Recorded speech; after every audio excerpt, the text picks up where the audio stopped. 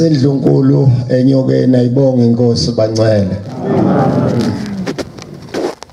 Sibiziwe bathi uyamemezo kandaba inkosi yohlanga sesikhona ayibonge inkosi. Samba noJehova bancele inkosi enkulu yamaNazaretha. Batwana bahle enkosini bengizokhuluma indaba yami phambi kwenkosi yamaNazaretha yokubuya kwami emhlabeni kodwa ngizokuyikhuluma ngizokubabaza babazela ubukhosi ngibabazela indlunkulu ayibonge inkosi.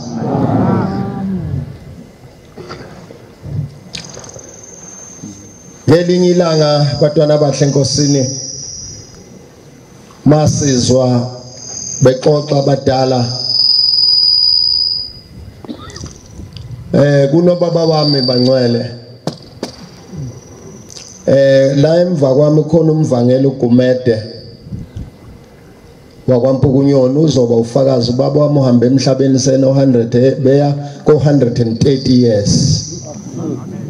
wabusiswa uBhombela isitimela sangaphondo ngiyokuxoxela ngelinye ilanga ukuthi wambusisa enzeni kwenziwa izinto ezinhle kwaShembe busulalela bese zandi insuku bese kucelela uBhombela ngisho sokuthiwa seyifikile insuku kodwa uyakucelela zibuye insuku zengezwe. Kukhona enye into ofanele sineluleke ithi inkosi inyanga ezulu ngelinye ilanga kukhona umprofeti wayikhona okwakuthiwa uEli. Ithi lo mprofeti uEli wayilunge kakhulu uthi kwathi ngelinye ilanga kwamemeza izwi kaJehova kusho inkosi inyanga ezulu eParadise. Yathi lemsukulunga kangaka khuza abantu ngoba bonke labantu obaholayo lesizosiholayo sonke sizolahla uma ungasikhuzi. Nikhona bancane. Ede memeza umfundisi ethi abantu abehle lapha. Hayi uzophuma ungaphethe lutho la sisendlunkulu kunesibusiso esingeziwe esizophuma naso. Kukhona isibusiso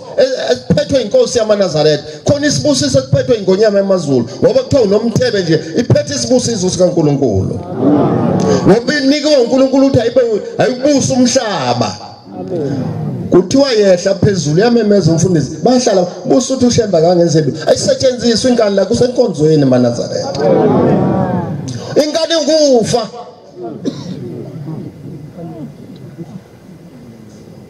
inkani ukufa ngisho emathempeleni inkani ukufa ngoba ngisho abashumayeli babhincela ncane ngithi angikhulume phambi kwenkosi yamaNazaretha. Amen. Ngeke ngibabuza abashumayeli ukuthi bashumayeli niyayazi inhlanhla enayiphiwe esizulwini uthi uShembe ngabashumayeli 2 wathi uShembe umshumayeli uyinkosi yethempele abekwe kuyo wathi yathi lenkosi angiyazi ukuthi ubude bayingakanani ephethwe umshumayeli. Ngithi ke kwabanye abashumayeli bashumayeli leli gama nathatha kancane niyazeya ngalo. Ngithi mina naye ngani ngizobona abantu benhlupha kanti nani kwigama lokuthi inkosi yethempele asa anangayo ukulibonga Shembe. Kuthi Shembe usinike igama lokuthi sinamakhosi amathempele into la ekhaya into nento iyabongwa mivele ezulwini ayibonge inkosi. Ngelinye ilanga amaNazaretha uyangixoxela ubaba wami ngithi ukhona ufakazi wami la ngemuva. Ubaba wami ibutho lakho kwakuphondo lweNdlovu odala. Uthi mhla kufika ingonyama yakwadla amahlahla uthi kangixoxele ngangikhona. Nikhona amaNazaretha. Uthi mhla kufika ingonyama yakwadla amahlahla uthi sasikhona ePhakameni. Uthi mhla inkosi yamaNazaretha umqalo wendlela eyobhabhadisa olwandle abantu ababe uthi baba angazi ngesizulu uthi babe ngamashumi 44. Uthi yena wathola leso sibalo. Uthi angixoxele ukuthi uBhombela wabhabhadisa olwandle. Uthi sasuka uthi baba bengangisebenza efemini kwaBhomani uthi iyodi ifemu eThekwini ifemu yakwaBhomani yayibumbizingwa ayibonga inkosi. Uthi saphuma sonke ngoba kwahlatsha umkhosi kwathiwa kufikile kufika inceke kaNkuluNkulu ifikele emsizini.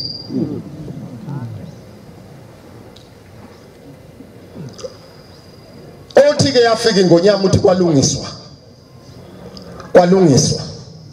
uthi kwani ngokhona into engifuna ukuyilungisa amaNazaretha izinto zonke ubukhosi basezulwini kunomlando wakho ubukhosi njengoba silapha endlunkulu kunomlando wakho ongeke ushintshwe umuntu uthi mayifika inkosi kubongelwe ifika imbube yakwadla amahlahla umqwalajuba enyakaza sukuma ubhombele etatazele uthi bake uthi angizwa ngomuntu uthi wasuka ubhombela wathi ayihlali ngonyama kusalandwe esinye isitulo yathi ngonyama hlala wena shembe amen kwaze kwafika esinye isitulo uthi zaxoxa ingqondo uthi yathi misikhuluma sibonge ngonyama khona amagama emfuna ukwalanda ushembe kufikwa efika kuleli izwe bancwele wena igama lakhe kuthiwa inceke umhlaba wonke uthi masezuthi yakhuluma ngonyama yathi sitshela ubaba wayekhona uphondule endlovu yathi ayishembe ngilokhu ngiswa kuthiwa khona umuntu oguqelwayo khona umuntu oguqelwayo befika bezokhuluma bethi khona umuntu oguqelayo bengazi ukuthi kanti shembe basho umuntu ovele ezulwini wena igama lakho uyinkosi yamakhosi uthi kwaqala lapho ushembe laphuma igama lokuthi inceke kwathi ushembe uyinkosi yamakhosi kwaqala ngonyama umqwalathi wampha lelo gama ibonge inkosi ufile olandelwa izizwe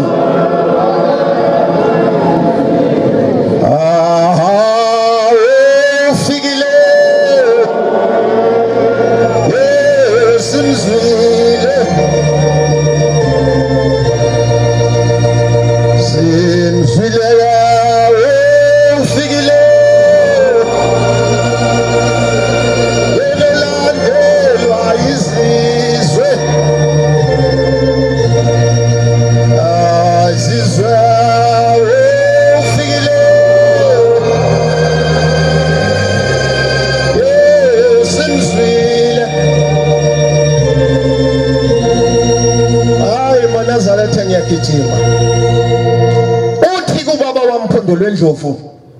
ngithi uhambe ya ku 130 uthi kwaqala ngalelo langa sashintsha sangabe sasho ukuthi ushembe inceko uthi ngoba kwasokukhuluma ongangezwe lakho ukuthi hayi wena shembe inkosi yamakhosi uthi wathi abukho ubukhosi wongabe uNkulunkulu ukuzondela umkhosi bakwaZulu mangafiki umuntu onjengawe shembe uthi amagama ngonyama sasatshena ubaba wathi le nto ngifuna nube umlando nibhale ngoba ngangikhona umqwalajuba ngangixoxelwa uthi kwadlula lapho uthi amasosha uthe ngisawakhumbula kahle sengimdala ngikhumbula u7 amasosha emile olwandla ePapatisa uthi wafika lapho bancwela abahle enkosini maNazaretha amahle silaleleni izwi solanda isibusiso bancwela hayi sizolanda isibusiso endlungula ibonge inkosi uthi waqhamuka lapho uthi waqhamuka ehlathini leyihlahla nje zephahla uthi waqhamuka umqalo wendlela uthi waqhamuka insizwa ende uthe lentamende anganoma ngabe ifike ezulwini ayibonge inkosi uthi yafika noBhoko uthi yama noBhoko lwawo uthi yakhuluma uthi yathi suka yeyakhe isiziba ngesandla uthi sambonithi uthi lwamo lwandle uthi wavimba uthi waseqonda sekumile ulwandle lithule uthi sikhona siyabukela uthi wayiseza wasengene ngento ofika ugxumeka uBhoko lwakhe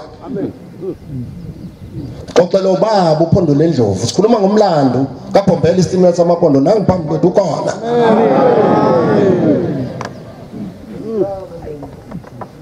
uthi wangena wama uthi amanzi agcina lo kugxumeka uBhoko uthi sathi silusoke sibone ukuthi obulwandle ligubhuze aluzuku wasakhe isizibo olwandle wabaqhweba abantu besaba bethi bangena bebona amaqhakasi behlehla uthi wasephuma ushupho konimile cabanga lo nto jula lumile uBhoko uthi wabuya nababili babambe ngapha ngapha wafika ababhabhadisa abaphuma base bebona nabanye ukuthi hayi akufi umuntu uthi sasimangala lizigagasi libe ngangendlu lifuna ukumeka uBhombela uthi ebuka entshona ncwatha kodwa wayelibona bese phakamisa isandla bese lilala phansi kwakheka isiziba ayibonge inkosi uthi wababhabhadisa bonke abaqeda uthi waphatha ubhoko lwakhe uthi wakhuluma sambone evungazela ekhuluma nangesandla uthi wayesephuma wayesehola umkhumbi ephikelele emsizini lapho efike khona uthi lwezwakala udumo oduma kakhulu ayibonge inkosi sikhuluma ngaloShembe eNazaretha uthi ubaba ngangikhona bakhe sivumelwana nenkosi umqwalajuba ukuthi akuzoba khona umuzi waselinda Ntoro uthi wabekelwa imigomo nemibandela ngiyafisa ukuthi bakhumbuze abantwana baseNdlunkulu ukuthi banefa sithi ihlabele sikaBhombela nanti ifa lenu livuthiwe lilinde mina nikhalelani ngoba nanti seliphethe lifikile sefikile olandelwa izizwe amen uthi kwathi mase kukhulunyiwe zonke inkulumo suqalile umuzi waselinda uthi kwase kuba khona ukukhuluma ukuthi cha lesikhathi bekhuluma kwenza isivumelwano somuzi waselinda Shembe ngifuna nginesifiso ukuthi ungakhela isibhedlela sabantwana baseNdlunkulu mabefudumele ilapha abazohamba bekhona isibhedlela zalasabo befike bephile ngoba umqwalajuba wabona kwathi khona lapho kuhleli kwaqhamuka isishosha sigaqazela ingodwana egoqene kuthiwa seyithethisa uBhombela wathi ubani lo mthela ngeintuli kwaphuma amathambo phambi kwakhe yabona ingonyama ukuthi hayi khona akusiyo umuntu lo vele ezulwini ayibonge inkosi awubawazaliwe madoda madoda babazali wezizwe lonke zizwe lonke babazali yeywe madoda babazali wezizwe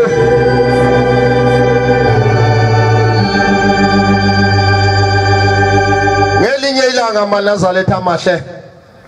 sasilapha nemzini waseSuthu esigodlweni lapha ezantsi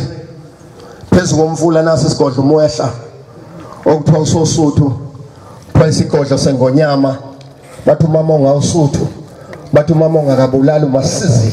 sasikhona inyanga ezulu ifaka inkonzo khona njengoba inkosi yaMaNazaretha yathi mayifika inkosi yaMaNazaretha inkonzo yasekuseni njengoba inikile yanikeza umvangeli uDube khona umvangeli uDube ngisazi ukuthi wangakuphi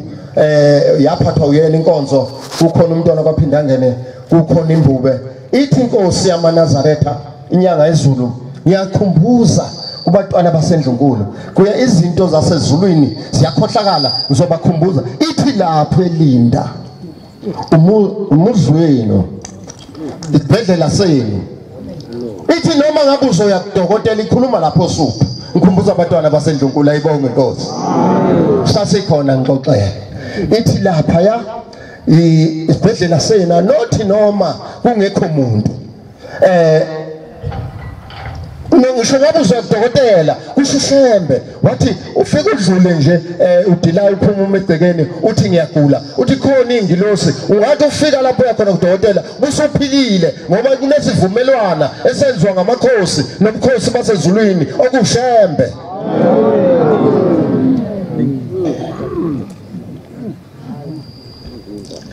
Mondaba ezitha mani nemkhuhlane anodlule linda nifike nijike umuzi wenu unesivumelwano esakho uBhombela nomqwalajuba enzela nina enzela abantwana baseNdlunkulu unesivumelwano luyamzi esingeke sishintshe kuyoba zizukulwane ngezizukulwane simile isivumelwano kaphakathi uthe odlula nje khona uthi hawu Shembe Bhombela wemanga nyazi lwezulu ngicela ukuphila ngiyakudokotela sozobe sehamba nawe nami ngani ngimbonile eDibay ngibuya emselele emishini esibhedlela ngambona uBhombela phambi kwami hayi ukhona silwane sasezulwini ukhona weMaNazaretha ke nitsho nokodwa eyintweni eziningi engiyonixoxela zona ngelinye ilanga ngiyabona ngihambile esibhedlela ngithi ngiphaphama papa modokotela sebekaka umbhede mhlambe bawu6 papa mangijulukile bebuya ukuthi bengibuze ngibafihlele ukuthi ngibuyaphi kodwa ngagcina ngamtshela omunye ukuthi hayi ade ngibuyisa uShembe vele esokweni wathi ha ukhona kwaShembe ngathi yes wathi wangibuza lo mlungu wathi kushwani Shembe ngathi uze wani Shembe wathi kushwani ngathi zenyazi lwezulu